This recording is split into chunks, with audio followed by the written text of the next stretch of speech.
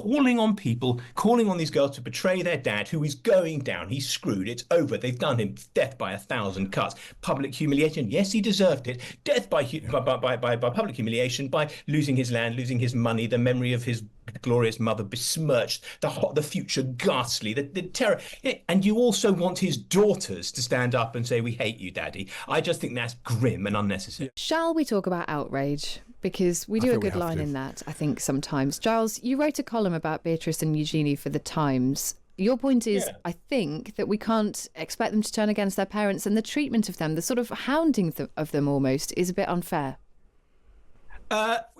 Not so much that the hounding of them is unfair. There was a sort of basic point with a journalist like you two, that that story's that's enough now. There's nothing new. They clamoured and clamoured for the episode. There'll be little bits and pieces. I cycle past Mandelson's house every day, and I chat to those 40 in Regent's Park. I chat to those 40 photographers who were so bored out of their minds, taking in turns to go and get Gale's croissant from Primrose Hill, and then finally they got their shots, but they all got the same shot. Sure, it was on the front of the Times. Bored out of their minds, and you sort of think, I always miss the office in journalism. I think, no, if I was standing outside Mandelson's house for a month, terrible. And I then there's that thing of wanting the story to move on, being bored with it. But so people look, where are they going to go with this story? They want to be more outraged, and of course it is outrageous, and it's all terrible. There's paedophiles, and there's selling government secrets, and there's financial mishandling. It's all terrible.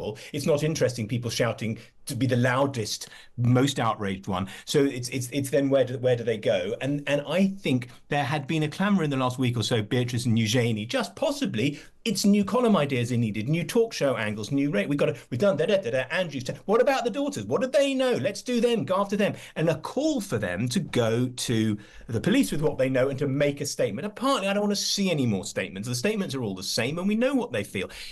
I just felt, I think it's ridiculous to preface anything with being as a son and as a father, because everyone is a son or a daughter, and most people are fathers and mothers too. But it's just, I think, calling on these girls to betray their dad, who is going down. He's screwed. It's over. They've done him death by 1,000 cuts. Public humiliation. Yes, he deserved it. Death by public humiliation, by losing his land, losing his money, the memory of his glorious mother besmirched, the future ghastly, the terror. And you also want his daughters to stand up and say, "We hate you, Daddy." I just think that's grim and unnecessary. Yeah, the going down point you're making is in public estimation rather than anything to do with the proceedings, which of course. Yes, no, of course. That's what I mean. It's all. Sorry, yes, from a legal. I absolutely no idea what the legal thing will produce. I just mean it's all over for Prince Andrew. Yeah. Just as a prince, isn't it? That's already happened, and it's just. And it's not insulting. And I made the point I made was that calling on children to betray their parents is what totalitarian dictatorships do. And I don't understand why liberals are calling for it. I know the girls are in their 30s, but you still, in the end, you're entitled to believe the best of your father. Edwina, what do you make of this? Because we were looking at the front page of The Sun this morning as well, which has a story on it about Andrew Mountbatten-Windsor no longer being allowed to ride horses in Windsor Great Park, partly because of the way that it looks. What do you make of this sort of outrage argument? Well, you do wonder who's paying for the horses, since he doesn't seem to have any money any longer. He's not quite old enough to claim his pension, is he? I think I'm with Giles on this. In the Walker Art Gallery in Liverpool, where I used to go and do my homework, there's a painting of a cavalier child in a blue silk suit being questioned by the Roundheads. Yeah. And the question is, when did you last see your father? Yeah. And it is a reminder of the cruelty of shame and defeat. And that's exactly what the royal family and the man formerly known as Prince have got themselves into. And I really feel for the adult members of the royal family. Prince William looked really devastated at the BAFTAs on Sunday night. It's hard and it's cruel. And it's not over yet. It'll be some time before this is sorted out and the case is brought to court and so on. I think the problem for the girls is that one of them is involved with a charity that does work on trafficking. And that's a bit of an issue. Yeah. So there's a bit of sorting out, shall we say, to do there. And the behaviour of the mum as well, Edwin. And the problem is also that Sarah Ferguson, when she knew precisely who Epstein was just sucking up to him in every single possible manner that you could, in a way that, in the cold light of day, to people reading their email, just looks absolutely awful.